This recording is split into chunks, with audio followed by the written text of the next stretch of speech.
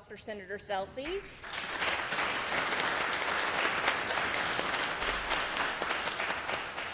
We all have to have sheroes and champions in this work, and you all heard from one of mine just a few minutes ago. So it's an honor to be in the room with you all and to share the podium with Senator Celsey. I'm going to talk a little bit about public education in Iowa and the attacks that public education in Iowa are under. And actually public education across the country. But before I start, I love doing this at every meeting that I go to. How many of you have been a teacher or married to a teacher, have a child that's a teacher, a mother, aunt, uncle, brother, sister? Okay, you're my people. Good to see you all. So let's talk a little bit about public education in the state of Iowa. We have 485,630 students enrolled in our public schools. That is up. That's in the 2022 school year. We don't have the current year's numbers yet, but that is up from 484,000 in the 2021 year. Everybody always asks me, what happened after the pandemic? Did enrollment in our public schools go down dramatically? It did not. We have rebounded. We have 327 school districts. You know we have 99 counties. We have many counties with multiple districts. We have 1,293 schools in the state of Iowa in our public school system, and we have 9 area education agencies. Those are organizations that operate to support special education services, psychometric services, and a lot of other needs. Way back in the day, they also used to drive the media materials around in a van and deliver movies from one school building to another. They don't have to do that anymore. In Iowa, 26.8% of our students are minority students. People find that hard to believe. Look around this room at us. This is not what our public schools look like. We have school districts that have over 100 languages spoken in those districts, and over a fourth of our student population are students of color. We have 40.7% of our students in the state of Iowa that are eligible for free and reduced lunch. 4 in 10 kids eligible for free and reduced lunch. We have 6.6% of our students for whom English is not their native language. That number surprises people. They think that would be lower given the minority population. And we have a 90.2% graduation rate for a 4-year graduation rate in the state of Iowa. Oh, we trying something new? Heck yeah, we can do this. We're going to take the name tag off and go that way. How are we doing? Good? All right. And quit yelling. So I said we had a 90% graduation rate. That's our 4-year graduation rate. If you take into account that we will allow a student to do a 5th year, we have almost a 93% graduation rate over 5 years. Now that's important for a lot of reasons. Now, first thing I want to tell you as an educator, that means 10% of our students don't graduate. That is unacceptable, and we have to figure out what to do about that. The answer to that is not private school vouchers, but we'll get to that in a minute. But 90% graduation rate means that no school district in Iowa has what you hear in the news called dropout factories. High schools that just randomly turn out students that drop out of school. We have nothing that qualifies for that in the state of Iowa. We do not have a public education crisis in Iowa unless you want to fabricate one for political purposes. Our proficiency rates in English language arts in 2022, our students' proficiency rate went up from the 2019 rates.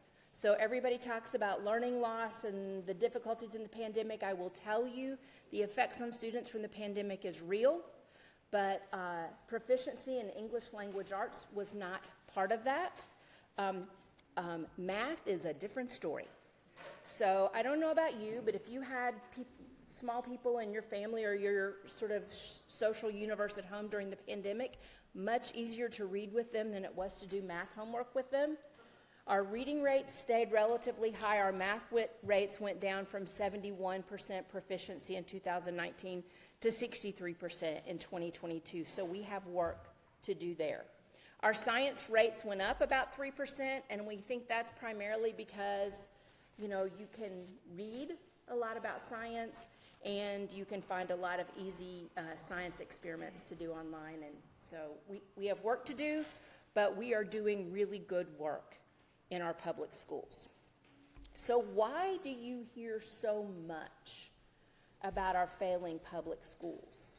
And why do we hear so much about the need to have private school vouchers so that parents have options? Our public schools have been at the center of the culture wars in this country from the beginning. It started in the 1830s in southern states where people were forbidden to teach slaves to read. We moved on to the 1860s, where Congress made it unlawful for Native students to learn in their native language and shipped them off to boarding schools. I'm sure you've all heard the language. Kill the Indian to save the child. That is what we thought education was for in 1864. In 1896, in Plessy versus Ferguson, when they established that separate but equal rail cars could be legal in this country, that set up our separate but equal system of public schools. And you all know that Brown versus Board of Education overturned that in 1954. Brown versus Board of Education being overturned in 1954 set the stage for public school vouchers in this country. That is the time when segregation academies started springing up in the South so that white people did not have to send their children to school with black and brown students.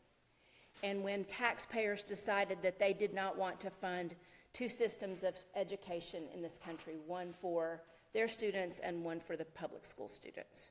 So that, along with the taxpayer revolts that started happening in the 70s, were what issued into a lot of the conversation that we're having today. If you think about why people would care about public education and why public education is a battleground for society, what would your first answer be? Race, right? Those students are in our public schools. What else? Yes, ma'am. People want to promote their own personal views. They want to be able to impose upon other people. How about money?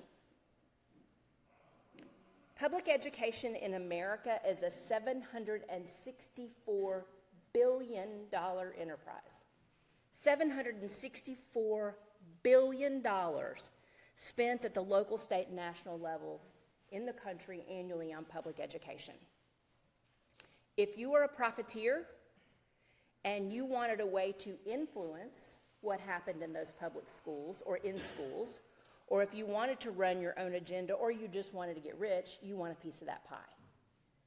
So our public schools are the only place in our society anymore where people who don't look like each other, don't think like each other, don't believe like each other, don't act like each other, have to be in the same place. Right? We go to baseball games with people who pull for the same team we pull for. We shop at a grocery store with people who like to buy the same kind of groceries we buy. We live in neighborhoods with people that generally look like us or share our values. It is our public schools that are the place that our students and our society have to come together. That is frightening to people who want to drive a narrative that says otherness is better, and we have to stop people from being tolerant of one another and learning about people of different religions, no religions, race, different races. So that is why I believe public education continues to be a central focus of people that want to denigrate our society. We have 98,000 public schools in our country, and that is a place where we should be incubating open thinking, open dialogue, learning, and love of learning. So what's happened to that? First of all, the COVID-19 pandemic happened to that recently, because it became a political hellhole for people just trying to do good work. It became a place, You remember the first few weeks of the pandemic when everybody had their students at home and thought teachers were the greatest thing in the universe because, oh my God, you need to have these students back. I can't do this.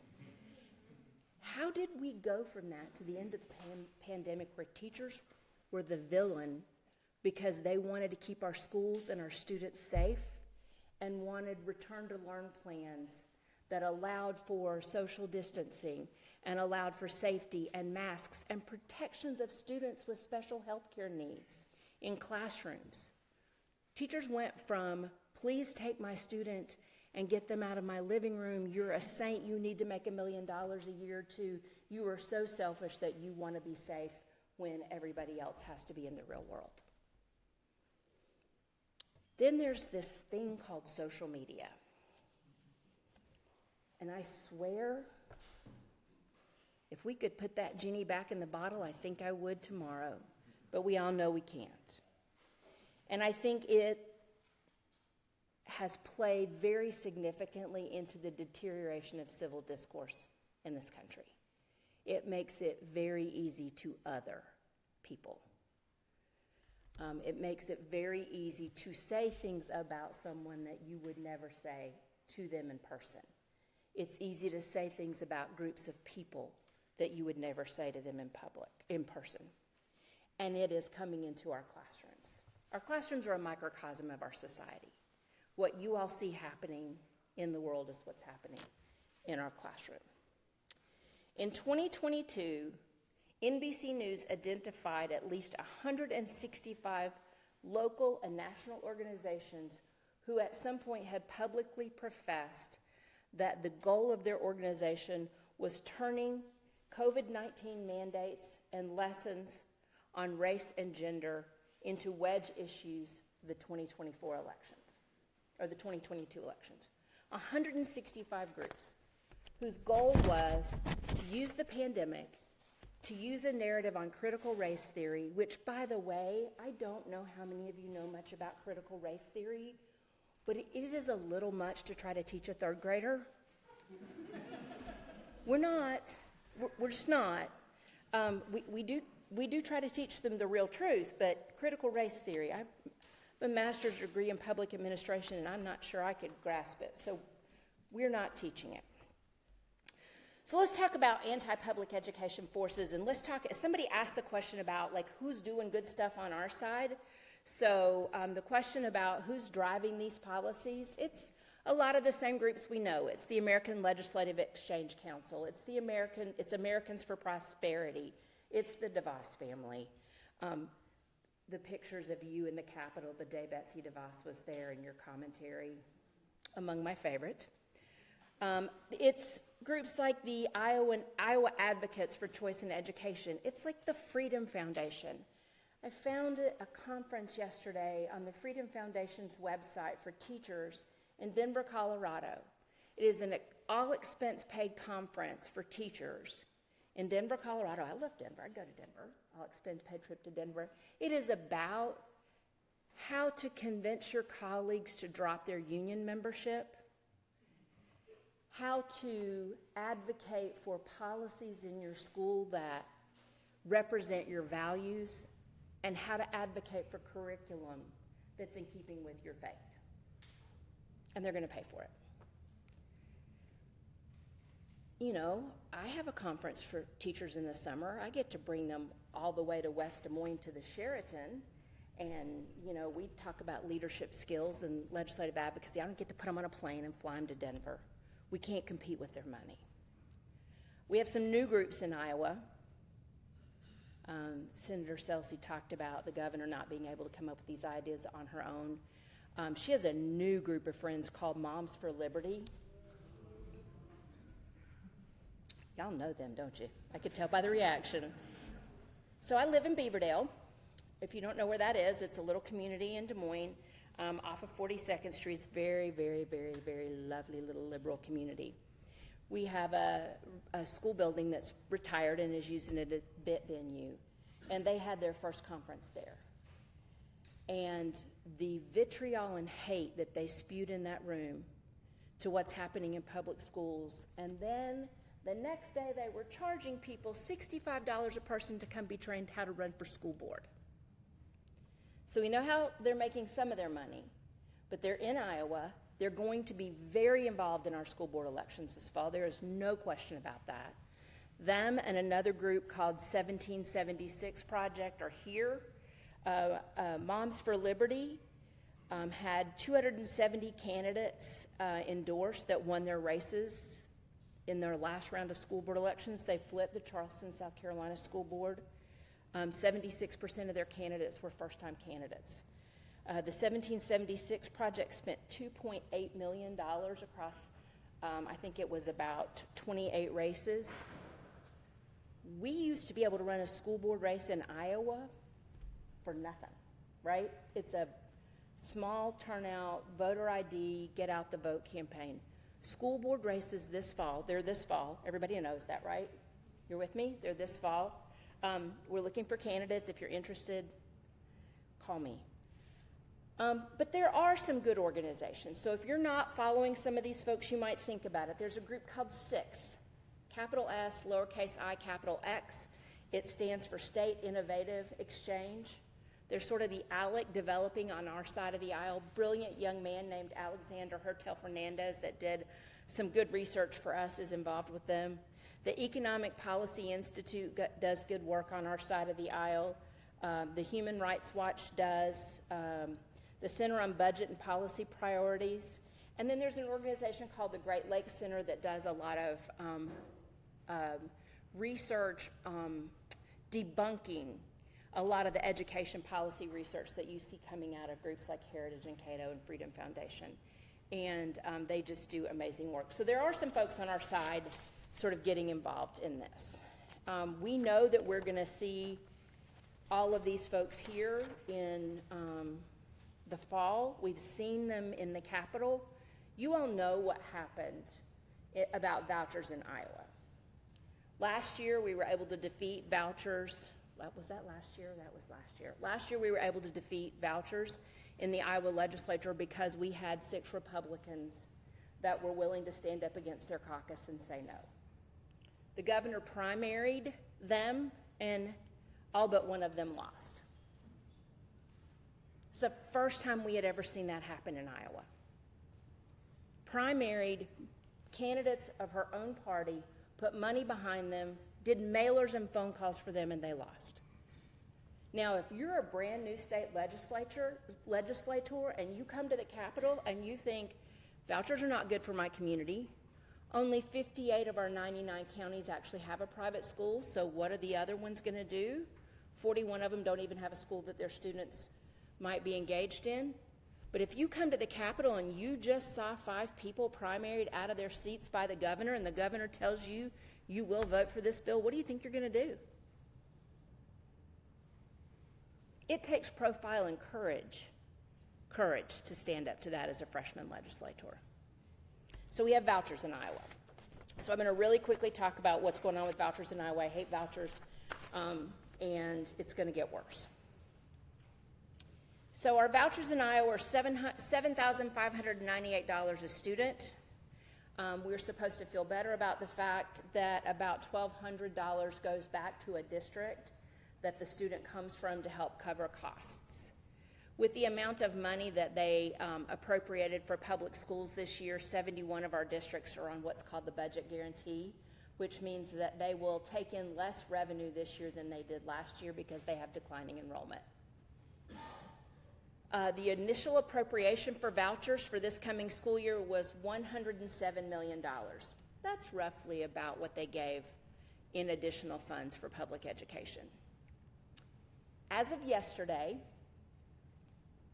now that the $107 million is based on about 14,000 students qualifying for the vouchers. As of yesterday, 15,500 people had already applied for vouchers in Iowa, and we have 20 days left in the application period. Remember I said our math scores went down a little bit during the pandemic? Y'all can still figure out they're going to spend more than they appropriated. When the Gazette asked the Department of Ed spokesperson about it. The person said, anybody that qualifies for a voucher, which this year is a family that is 300% of the federal poverty rate, roughly $83,250 for a family of 4. Any student that qualifies will get a voucher. I asked Senator Selsey where that money's going to come from, and she said, remember, Mary Jane, they have tons of money. They just don't want to spend it on public schools. So I don't know if you all follow the news about what religious institutions are doing with their tuition at their private schools. But oddly, since the vouchers came out and they're $7,598, tuition is going to go up to at least $7,598. But please, that wasn't because of the vouchers. There's inflation. Everything is more expensive. So I suspect we will see more of that shenanigans. I don't know if you heard the governor on Iowa Press not too long ago talk about the fact that public and private school teachers in Iowa need a raise. That was fabulous. Love that, Governor. Appreciate that. You've had a chance to do something about that every year you've been in office, and now that you're caring about what's happening to private school teachers, religious institution teachers, you now care whether or not they have a raise. So I think what we're going to see going forward is that we're going to give a lot of lip service to caring more about teachers, paying teachers more, and we're going to do it as a way to give more money to private schools because we're going to pay those teachers more as we pay public school teachers more. So I think we have that to look forward to. And then we have all of the other bills. I could stand up here for 4 days, but honestly, my soul is weary every time I have to talk about the list of horrible things that they passed and all the ways that they seem to hate children and people who don't look like them. But I would be happy to talk about any specific bill if you want to. But I think the most important thing that those of us who care about democracy need to know about is how they stopped debating at the Capitol. The party in power stopped answering questions on the floor, stopped clarifying what the intent of their legislation was, stopped answering questions about how it would affect this group of individuals versus that group of individuals. They stopped debating on the floor. They introduced bills and said things like, I think the language of the bill stands for itself. When we can't have dialogue about what's important in our community, when we can't discuss how a law is going to impact people, we don't have democracy. So I would, getting to a forum for a lot of these folks is impossible, because if they have them in the middle of the workday, or they change the location, or they just simply don't have them. I would encourage you to find them. If you are represented by someone who doesn't have a forum, I think probably not being a stalker is a good idea. So not quite to that level. They do keep a list. But you need to seek them out and you need to ask them to talk to you. But more importantly, every one of us needs to be talking to everybody in our sphere of influence. Because the only way we get out of this is having our neighbors and people we don't talk to on a regular basis understand the importance of what's in front of us, and that this is not a problem that the folks under the dome in Des Moines are going to solve. This is a problem we're going to solve. Getting one more person to register to vote, one more person to reactivate their voter status. We need to be very careful. I would just tell every one of you, if you did not vote in the last couple of elections, or you know people who haven't, go on the Secretary of State's website, check your voter registration status. We are going to have Iowans fall off the rolls. A really good way to make sure you're on the voter rolls is to vote this fall in the school board elections. That counts to keep you on the rolls. But we have to be having conversations, not just, the frustration is real, but to say, yes, but there's something each one of us can do. And I think that's productive conversations. It's shining a light. There's this statistic that the average American thinks about politics less than 15 minutes a week. Y'all real odd. Y'all been with Senator Selsey for almost an hour and me for about a half an hour, so you got like a month and a half in. But think about what that means. You have a family member like my sister Vicky, who I swear if I didn't tell her there was an election coming, she would know it. We have to make sure those people are paying attention. We have to make sure everybody understands how important this is, and everybody's doing what they can to hold people accountable and to be engaged and to run for office. I have several members in the legislature now, and it was funny. After the challenges to our collective bargaining law in 2017, and many of them went to forums, I asked one of them, I said, you should run for office. And she said, I didn't think I was smart enough to be a legislator until I started going to the hearings, to the public forums, and I'm as good as he is. I'm like, yes. So I encourage you to get involved in any way that you can. If social media is going to be here, we might as well use it for our benefit.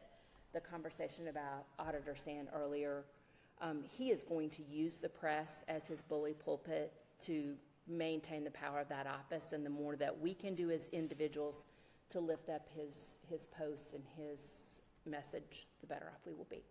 And I would love to take your questions. Shall we travel with this thing?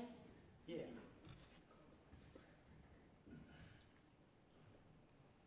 Over here.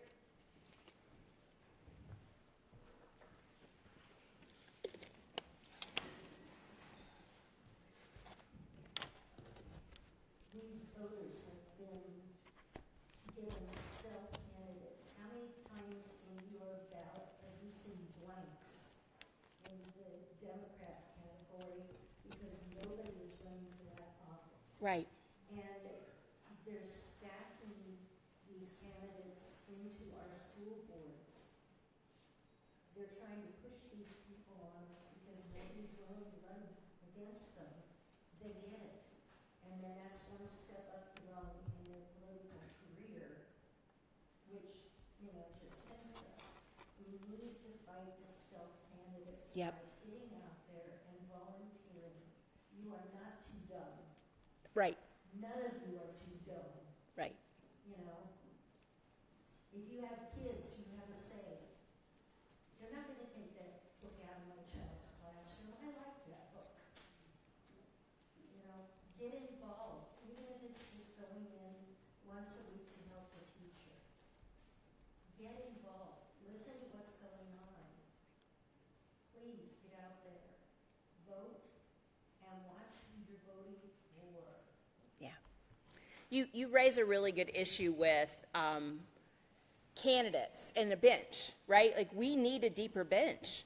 And for us, that means recruiting candidates this fall to run for municipal offices, to encourage people to run to school board. We need to be filling local library boards. Any place that someone can gain some experience being on a board, knowing how meetings run, building a network, we need every single one of those seats filled with somebody that believes in democracy and government like we do. You want me to run or you got it? Yeah.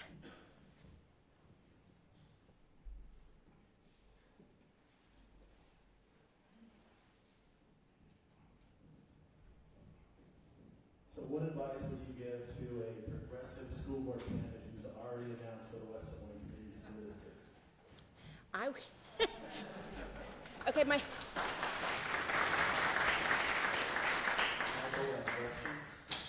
my first advice is to everybody else in the room, give him money.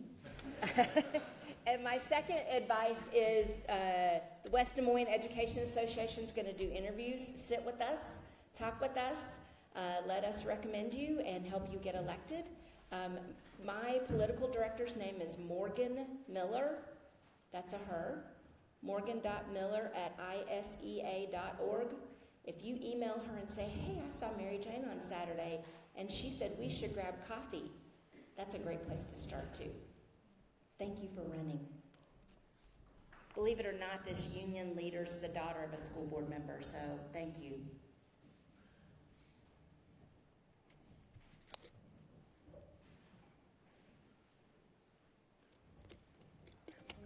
When you were comparing the proficiency levels, Mm-hmm. who determines them? Is it state or national? Yeah. It's been a while since I've Yeah. done my system. Okay, so I'll go ahead and say I use those numbers because they're what we have.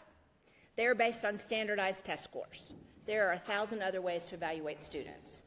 But what we have to do as a state for our Elementary and Secondary Education Act plan for the feds is have a statewide standardized test score. So we've moved away from, we're on a new version of the Iowa Test of Basic Skills. They call it something else now, but it is a standardized test. And I hate them, but it's where we are. You have back there and right here. Do religious schools also have to abide by the rules and the statistics? Was that a rhetorical question, Tom? I will say some accredited non-publics do, but non-accredited non-publics don't. And let's talk about one more thing that breaks my heart and causes me angst. One of the omnibus bills, Governor Branstad was still in office, so when was that?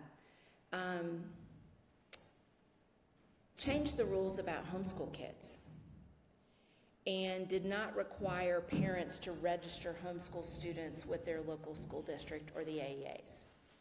So we could go without ever seeing those kids.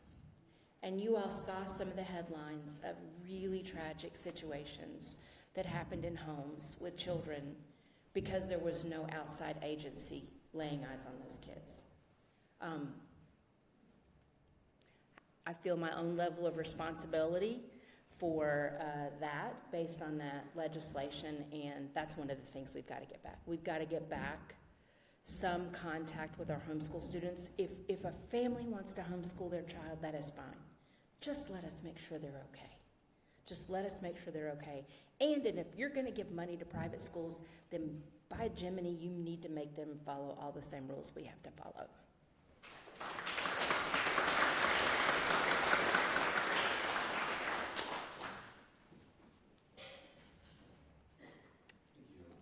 You kind of touched on something I was going to touch on. First, I wanted to say I really appreciate you, someone in your position, calling out that the public-private split really is a white supremacist split. That is the source of all this racism, Liberty University to some of the other religious schools. So thank you for calling that out. I don't do that often. I have two things I want to say. One's kind of selfish. One is my kids go to year-round school. I love it. What's the likelihood that that could be kind of the norm? Yeah. It's so much better than the traditional structure. Right. And the other point is, did the governor, and correct me if I'm wrong, turn down like $50 million for early childhood education in the same week that they were decrying that there wasn't enough money to fund these things like early childhood education, lunches and stuff like that? Or was that, am I misreading that? Nope. Nope, you're not.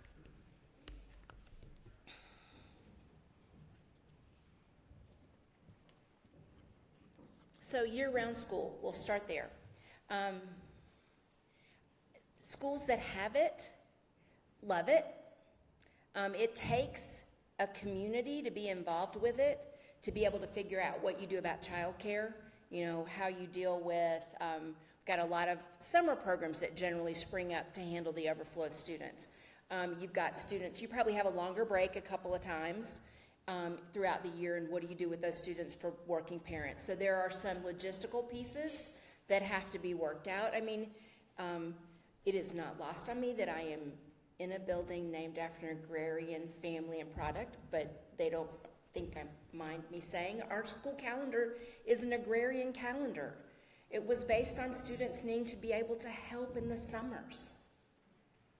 I think we're well, I don't know with the child labor law, maybe we're not. Just had to rethink that for a minute, didn't I? we need to be more creative. I mean, the only discussion we had in Iowa about school calendars is that we can't start school until after the state fair is over. So yes, that needs to be done. Yes, we have turned away federal money for programs that would have benefited countless students in early education. We turned away some school safety money. You all saw a couple of weeks ago in the discussion around the debt ceiling limits in Congress how part of the deal was clawing back some unspent COVID money. You can just imagine some of that came from Iowa.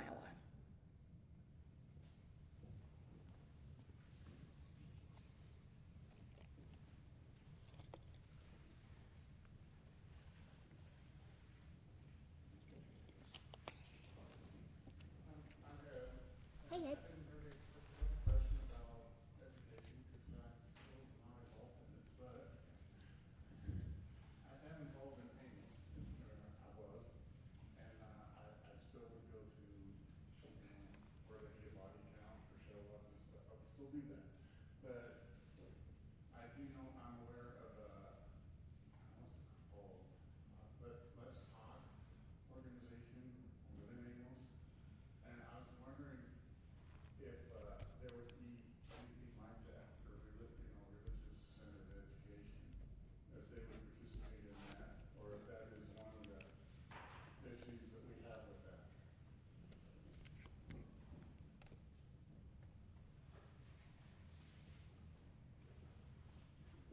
Okay, you stumped me a little bit, so I don't know Let's Talk, but I'll find out about it.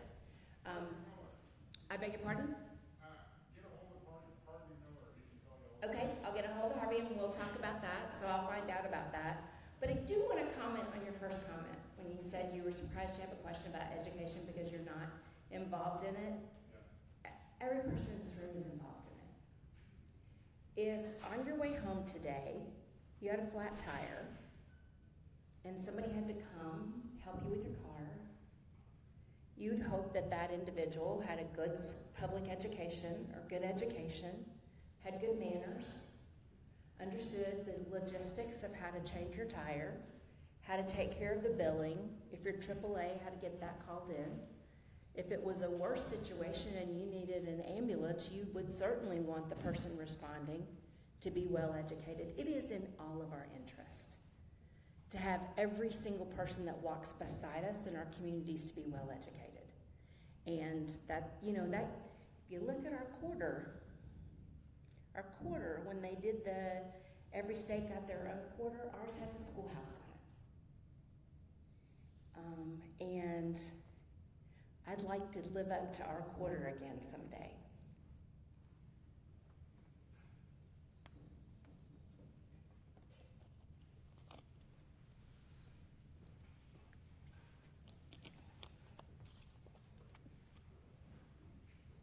Okay, I have a question about the legislature, banning, the gay agenda, teaching that. And is there actually a curriculum? I mean, what they led us to believe that there's actually a curriculum, which I have never heard of. Yeah. But as a very much of a fear tactic, that these, the gay agenda, whatever, is being taught in the schools. Yeah. And it was all fair, I think, and if it was, then how do we push back? Yeah.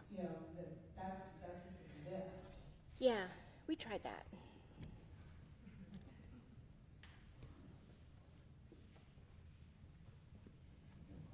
The truth was not all that interesting to them this session as they passed laws, so I'll just go ahead and say that. We are waiting on language from the Department of Ed. They're working on, they do what they call the letter to the field after the legislative session with guidance. We're really curious to see what they say about this. Because one of the things we might do in a first grade classroom at the beginning of the year is have everybody introduce themselves. Do a little biography, pictures, words, and part of that might be how you identify. Now, there was a time when it was boys and girls. We don't do that now. A lot of our teachers use words like friends.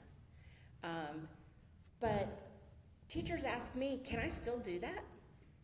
Can I still let students do that beginning of the school year activity where they say their pronouns, and they say how they identify, and they say that they love baseball and that they love hot dogs and they love whatever.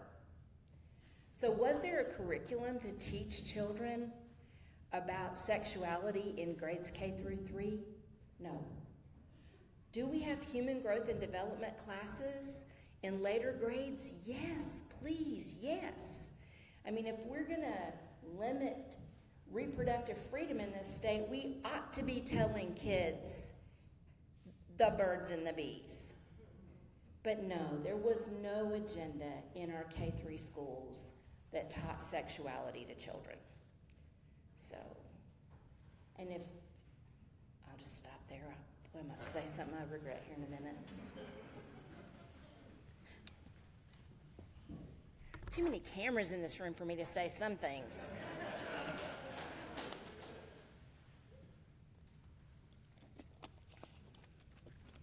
Something most people don't think about unless they have a child that's transgender. These poor kids never go to the bathroom. If it says boy and they identify as a boy but they're female otherwise, the bathroom police will get on their case and their teacher's case that this poor child who had to go pee can't get into a bathroom, and they wet themselves in class out of embarrassment. You know, the only place some of these kids can go to the bathroom is the nurse's office. If your class is way over here and the nurse's office is way over there, they're not going to make it. You tell a 5-year-old they can't go to the bathroom, that's cruel. That's just physically cruel. We don't need bathroom police. And if they're so darn worried about it, make more non-gender bathrooms. I'll take that as rhetorical.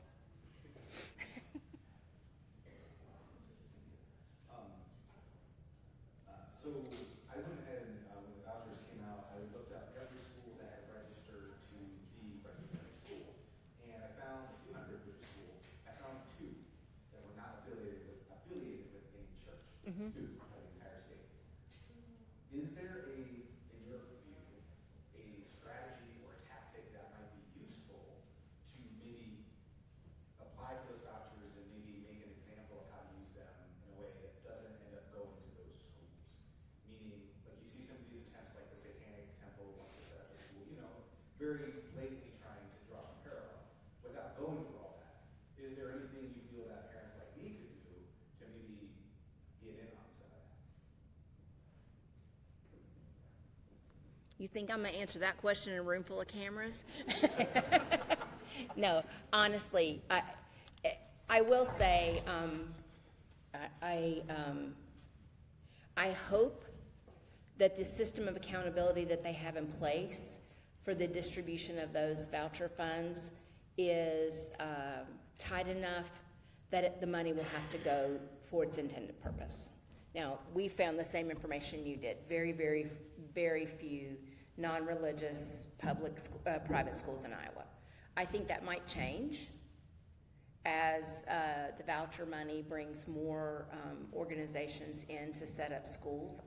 I worry about some of the things we've seen in places like Wisconsin and other places that were early in the voucher stages with fly-by-night operators coming in, setting up schools. Kids leave, they go to those schools. It's not profitable enough. They pull out, the kids come back into public school, and we have to figure out how to get them caught back up. I worry that that's part of what's going to happen. I have so many things I worry about. I am hoping that the fiscal accountability doesn't have to be one of them. I would have been less worried about that if Rob Sand had kept his power as auditor. So the answer is no. The lady over there.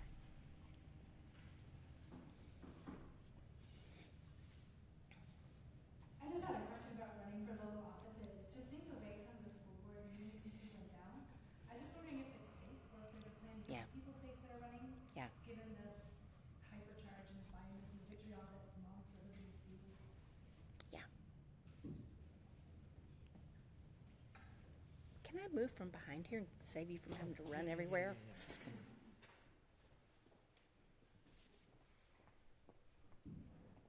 So this is not a question I ever wanted to have to answer, but you're totally legitimate in asking it. And I meet frequently with the administrator, the school administrators of Ireland School Boards Association executive directors, and we talk about the fact that we now have to have police presence. A lot of times at school board meetings, we've never had to have them in the past. I think the only answer to that is if good people don't run, we're never going to change the narrative in that room to make it safe to be in that room, and that we have to have really good safety plans. And we have to have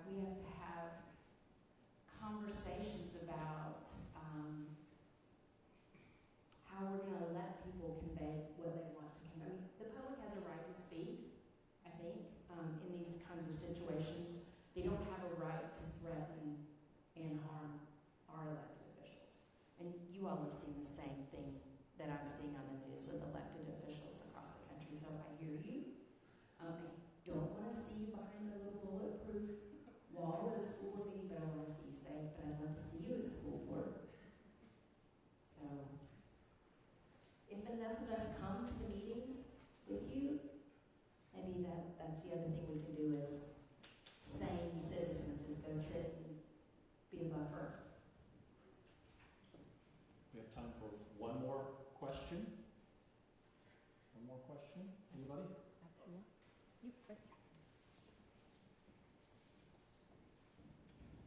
So I think for myself and maybe others here, the idea of a school board is a bit of a nebulous concept and somewhat abstract, especially since, our own experiences with education were more from a student's perspective. So if you could, maybe just talk about a little bit what powers a school board has and what an individual member has, and what might someone be able to do if they were interested in running for school board?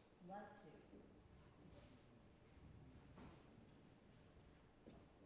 So I would say in light of the conversations we've just been having about the bathroom bill and the divisive concept in Iowa, a school board member would be a part of the group that would listen to a challenge to a book. Somebody, and now it doesn't even have to be parents, right? Community members can challenge books in public schools. So you'd be a part of the process to say, no, we want to keep that book in our school library. We think this is a good teaching instrument. Or, alternately, no, I don't think this has a place. So you'd be very much involved in that process. I think one of the other things that our school board members are going to have to be much more involved in going forward is being mindful about design plans for buildings. If we're going to have legislation that talks about where children can go to the restrooms, every one of those stalls need to be private, and we need to quit worrying about who might be smoking in the bathroom and worry about somebody's safety in a gender identity way. So you deal with things like curriculum, not the big curriculum, but these challenges to curriculum. Another thing, and I'll just be blatantly union about this, school boards decide what permissive subjects of bargaining the board is going to engage in and what the employees get to have in their contract. And those rights were severely scaled back in 2017. And at a time when school boards are struggling to fill all their positions, a district that has a contract that has all the permissive subjects in it and has a robust labor management relationship has an easier time attracting and retaining employees. And school board members set the tone for that based on who they hire as the superintendent and how they lead that district. Again, mjcobb@isea.org if you want to run for school board.